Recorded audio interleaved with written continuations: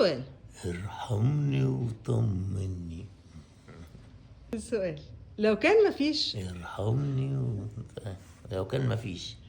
لو كان مفيش حلال وحرام كنت هتعمل ايه مختلف؟ سؤال يعني ما تجاوبش عليه لأنه ما ينفعش، لأنه لا تستقيم الحياة. إنما في غير الحلال والحرام في حاجة اسمها القيم الإنسانية، الذي لا ترضاه لنفسك ومن حولك لا ترضاه لغيرك.